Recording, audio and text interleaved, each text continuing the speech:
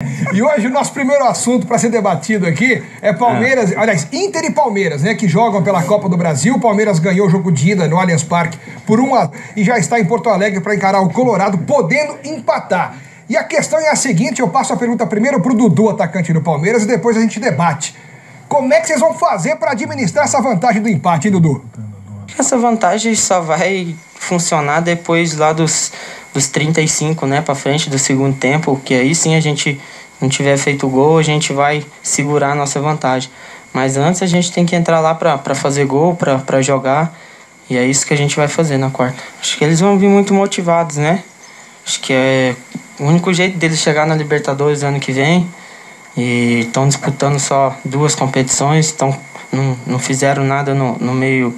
Jogaram contra o Paysandu, né? Se eu não me engano, como eu falei, pouparam alguns jogadores para a quarta tá inteiro.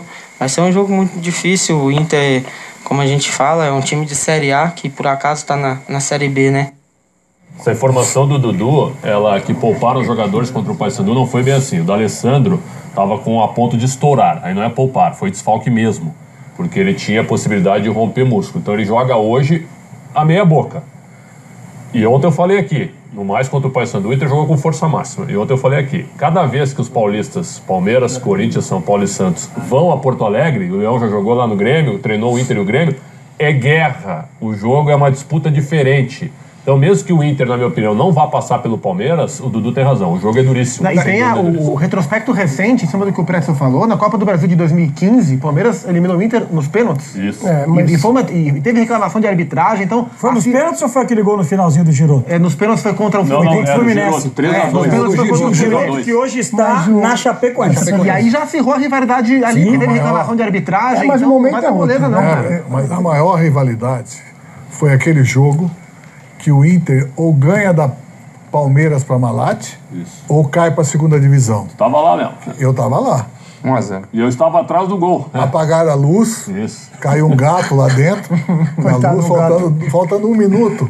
O gol do 2 Dudu. minutos, eu falei, pelo amor de Deus, manda esse gato 99. sair. Já fizemos o resultado, né? Mas um momento é outro, assim. Primeiro, um prazer estar com o Léo aqui, que fazia tempo que a gente não se encontrava, dividimos o campo em outras funções.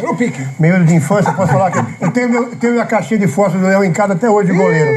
Mas eu jogava botão, moleque. Cadê o autógrafo agora? Você veio puxar saco. Não, porque eu falei aqui sem ele estar aqui, que pra mim é os 5 anos. Você quer pedir autógrafo ou quer revelar de que time que era a caixinha Os caras de não são fósforo? educados, você desculpa, Léo. Você tem o pôster do Leão no seu quarto? Tem o pôster Não, dele, não televisor, tem. Mas também não coloquei o nome do meu filho dele, tá? A gente já sabe que ele não vai discordar do Leão. Ele não vai discordar do Leão porque rola uma admiração problema dele, né? nós vamos. Tá muito claro. Mas acontece o seguinte, é outro momento do Inter, né? Primeiro que eu acho que a troca do Zago, eu não trocaria depois do jogo final de semana, Não, de mas jeito tu nenhum. viste o jogo? Vi o Aí jogo. tu trocaria. Eu não trocaria, porque... Foi péssimo. Segundo, Eu acho que demorou pra trocar. Bom, isso é outra história. Segunda coisa, fora de campo, a situação internacional das últimas horas também deu uma deturpada aí grande. Demais. Então, o momento internacional pro jogo é outro. Isso do não que entra no chegou. vestiário. Será que isso entra na cabeça do jogador? Entra, viu? Léo, entra ou não entra? Para um jogo de Copa do Brasil, acho que não entra. Agora, para uma Série B, talvez. Falando em Inter de hoje, é o melhor jogo, melhor adversário que o Inter poderia ter na vida, nesse momento conturbado dele, para jogar este jogo. Por quê? Porque tudo que acontecer de positivo é que vai ficar. É lucro. Ele tem chance. Sim, e claro quando ninguém espera, acontece. Portanto, hoje não dá para ficar falando gracinha, não, que já perdeu. Não, e sem contar que o estádio vai estar lotado. As informações de Porto Alegre que tem mais ingressos. O Inter vai passar o resto do ano jogando contra... todo respeito, contra times pequenos até o fim do ano. Talvez a última chance de enfrentar um grande rival no ano será hoje. Então, agora hoje é um jogo fundamental. Eu prefiro enfrentar um time grande do que um time pequeno, pode ajudar quando os jogadores ficam meia boca, entendeu? Mas motiva trocar o treinador assim? Então, eu ia perguntar justamente isso. Qual a melhor saída? Escalação, né? Qual a melhor saída? Por exemplo, o Vanderlei chegou ontem no Sport, aí o problema seu dele, e vai ficar no banco hoje. O Guto só vai ser apresentado amanhã. Existe uma melhor receita de o cara chegar e já dirigir o time? É melhor esperar passar um jogo? O que é melhor? Depende muito da personalidade, né?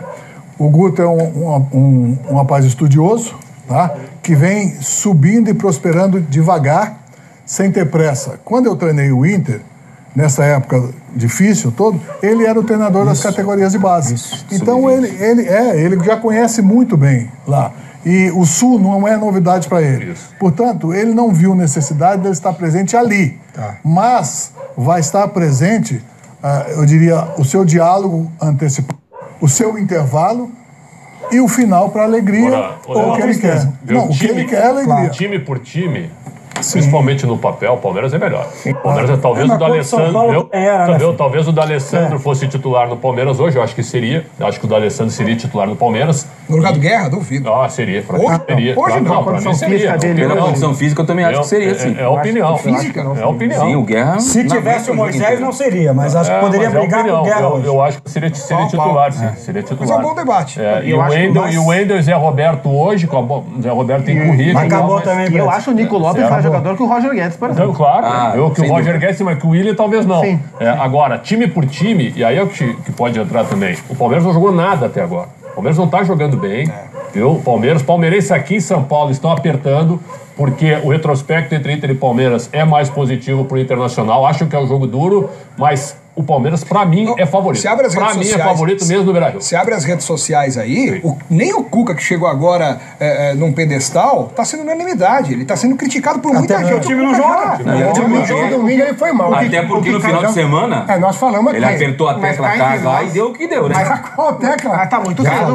Tá muito cedo pra fazer qualquer tipo de análise do mas o time que vai colocar hoje, parece que ele não aprendeu a lição em relação a... com 3 volantes, não é isso? 3 volantes. Mas, Alex, eu não concordo que são 3 volantes, não, cara. Não? Eu não concordo. Não, o Jean, jogador que joga na lateral, Felipe sabe Melo, fazer o meio. Jean são o quê? O Felipe Melo tem uma série de botas espetacular. E o Tietchan chega toda hora, cara. O Jean pediu pra jogar no meio. O Tietchan não joga faz 6 meses. Não, também não é assim. Ele voltou, fez alguns bons jogos aí. No ano passado jogou bem, cara. Com o Eduardo, o Tietchan foi mal, ele mesmo admitiu. E até agora não tava rolando encaixe. Mas é um processo de adaptação. O Cuca acabou de chegar. Eu acredito... Adaptação com o Cuca não, se fosse qualquer outro. 3 volantes é Amaral e Amaral. Aí é volante. Não, mas esses 3 não são volantes. Ricardo, eu acredito que o Felipe Melo vai fazer uma função parecida com a que fez no jogo contra o São Paulo. Bem mais próximo dos zagueiros do que mas eu tô com do ataque do time palmeirense. Mas o time tá certo. Mas ele treina direto com o Rafael Veiga.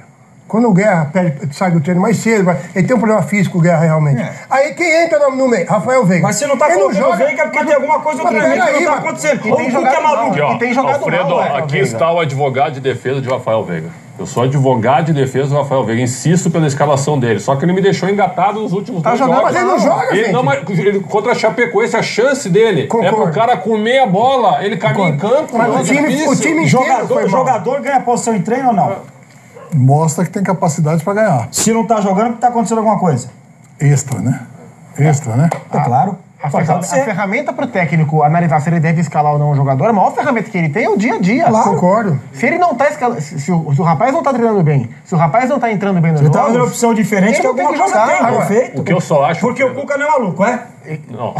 Ele é supersticioso, é diferente. Eu só acho que o Brasil, e aí a imprensa tem grande... Parte da imprensa tem grande... Eu não gosto de generalizar, tem grande colaboração nisso. Os jogadores atuais aqui no Brasil têm pouco tempo de paciência. Corretamente. Com 2, 3 jogos, tem jornalista que já quer... Vender. Tem que vender, tem que tirar. Esse cara não serve mais. Sim. Parem, cara. Vamos trabalhar com calma. O Rafael Veiga tá mal, mas tem talento. Tem 5 anos de contrato. Mas a gente tá dizendo que não tá sendo escalado pelo dia a dia. Como o tal do Borja, o Souza Caveirão que fala espanhol, tá no banco por isso também. Se ele fosse bom, se ele tivesse produzindo, o Cuca ia colocar pra jogar. A impressão que eu tenho é que o Cuca já desistiu do cara. Mas o Marcos tem razão. O problema é que ele não tá colocando hoje, por exemplo, um outro meia. Você tá tirando Guerra. Eu não sei quem vai, por exemplo. Será que o Mina que vai sair lá de trás vai ficar armando jogar?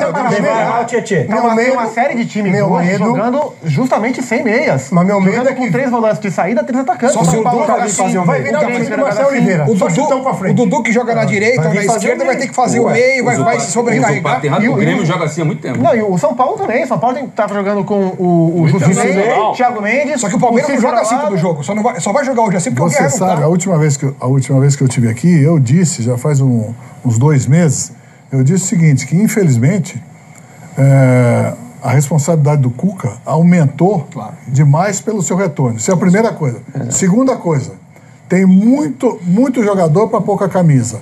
Só 11 camisas. Sim. Tem muito mais jogador, a confusão tá aí. Ó, inclusive, isso já atinge essa instabilidade do torcedor, especialmente o palmeirense, que o Leão conhece, é um corneteiro...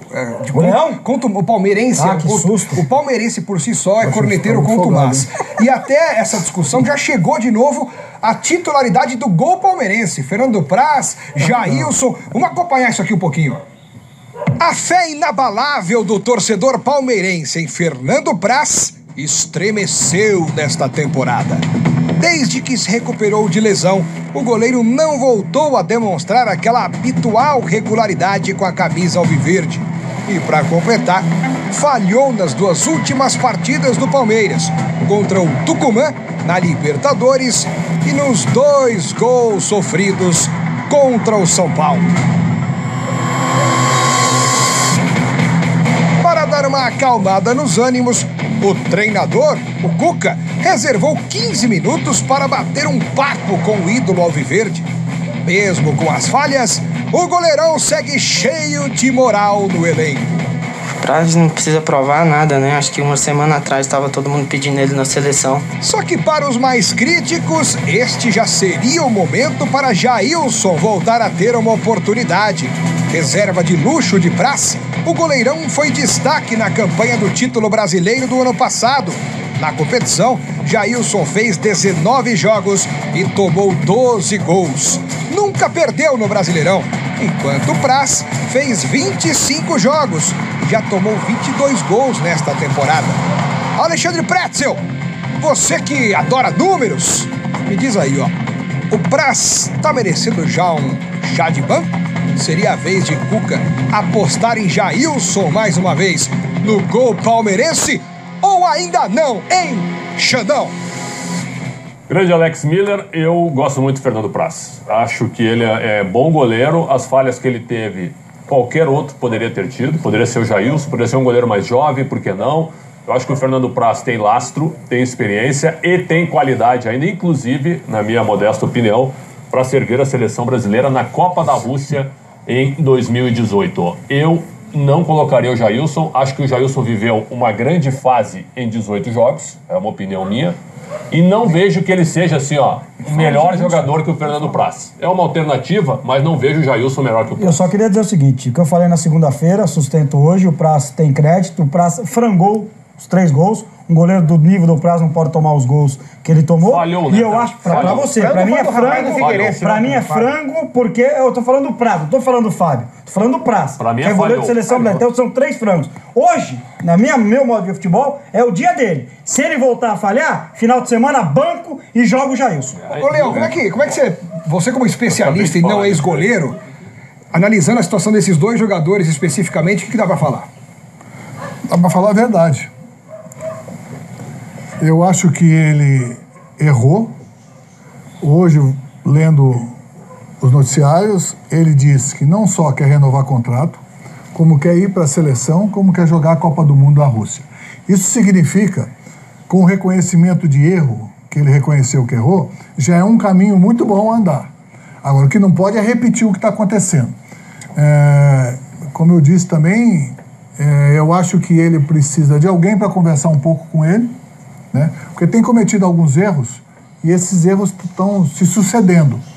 A bola rasteira, com o pé, uma série de saídas de bola, enfim.